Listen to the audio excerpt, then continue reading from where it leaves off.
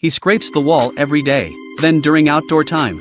He scatters the fragments outside. He did this for 20 years. One day, the guards found he was missing. Oh, my holy God! The warden was furious. Grabbed a rock and hurled it at the poster. With a bang, a huge hole was revealed behind it. Andy had long escaped with the stolen money. 20 years ago, Andy was a respectable banker. Unluckily framed as a murderer. Sentenced to life in prison. Inside, he met the resourceful Red. A guy who could get anything in prison. Andy asked Red for a small rock hammer. Red got it for him the very next day. Not long after, he wanted a poster of a movie star. For Red, it was a piece of cake. That poster hid a big secret. One day during a surprise inspection, the warden found Andy's room in disarray. And the rock hammer was missing. The warden pretended to pick up the Bible, reciting scriptures. But his eyes were fixed on the poster. After discovering Andy was a financial whiz, he immediately put him in charge of the accounts. Before leaving, he tossed the Bible back to Andy. Salvation lies within. Now it seems so ironic. The warden took on projects outside, skimming kickbacks under the table, with Andy handling the books.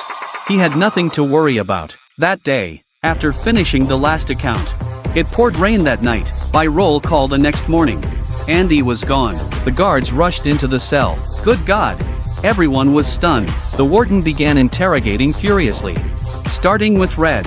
But Red truly knew nothing. The warden was livid.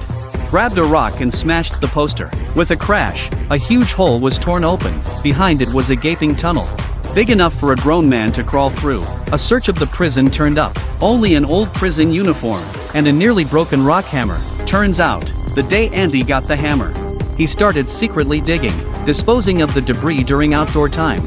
He dug for 20 years. On the final night, he swapped the ledgers, took the warden's dirty money, used the thunderstorm as cover, crawled through the foul sewer, climbed over 300 meters, and finally broke free.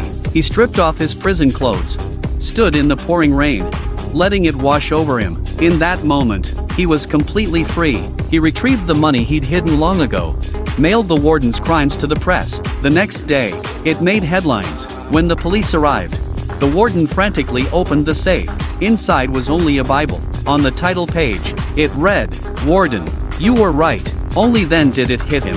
When he'd returned the hammer to Andy years ago, the man had already planned it all.